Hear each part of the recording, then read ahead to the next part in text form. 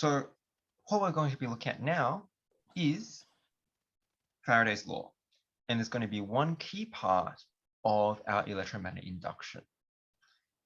Now, Faraday's law is going to be relating this concept of, well, EMF, electromotive force, with what we've covered before, with this phi over here being magnetic flux.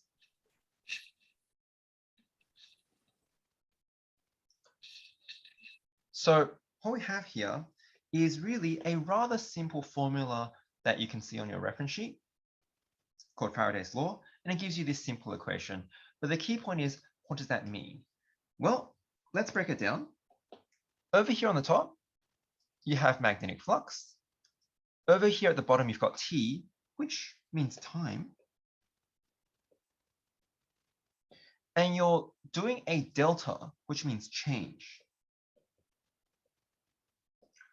So you've got a change in magnetic flux divided by the change in time.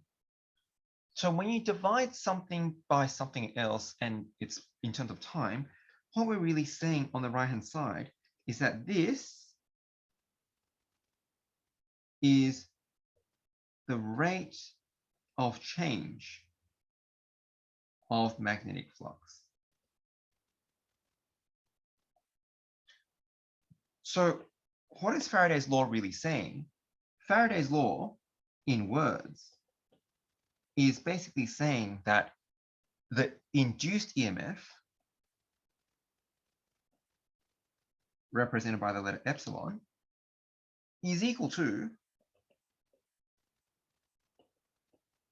the rate of change of magnetic flux.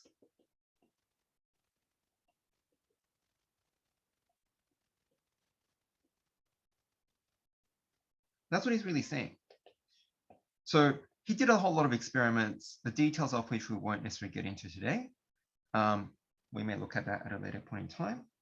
But we're going to focus mostly on the concept that he got out of those experiments. And that is, he worked out that the induced EMF is equal to the rate of change of magnetic flux. Now, you might be thinking about this negative sign here. We won't worry too much about that. You might also see an N in the formula. I'm not going to worry too much about that either for now. Basically, the key concept here is he worked out that if you have a change in magnetic flux, that means there's a rate of change of it because it's changing, then how quickly that magnetic flux changes results in an induced EMF. And now you might be thinking, well, what is an EMF and, well, what is induced?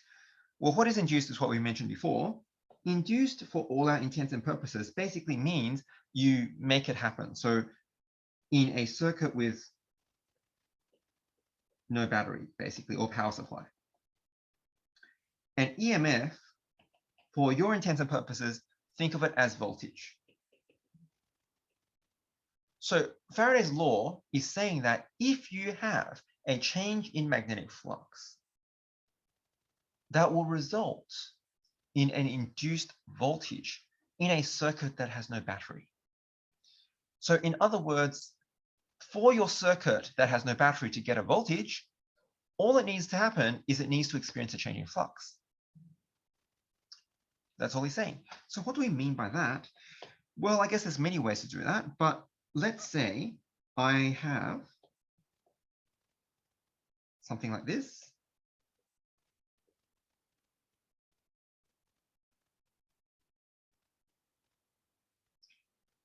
And we will now make it so that there's no battery, remember. So we will, for example, have a light bulb here.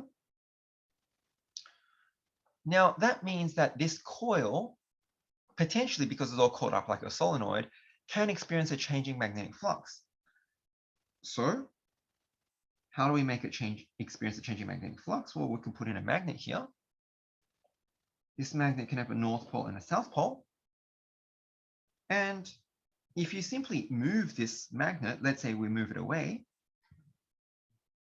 then I think it's quite clear that because you've got your magnet it's got a magnetic flux field around it, which will cut these wires.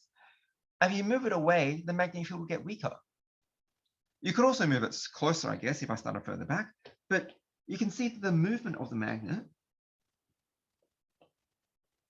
will then affect the strength of the magnetic field around these wires over here.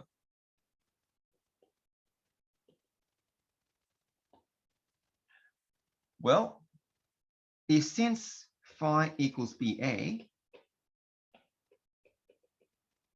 if I move the magnet away, phi will go down, or B will go down, which means that phi will go down, right? If B goes down, phi goes down because the area is the same. So that means the magnetic flux will then go down and will decrease. But if the magnetic flux decreases, then that means there's a change in flux. It's not zero anymore. And if you have a change in flux, then your EMF, which is related to delta phi over delta t, ignoring the negative, whether you want it there or not is not important right now. So because that means you've got a change in flux, then this is, well, not zero is the point. And therefore there is an induced EMF in the coil. So the factors regarding to Faraday's law is very simple.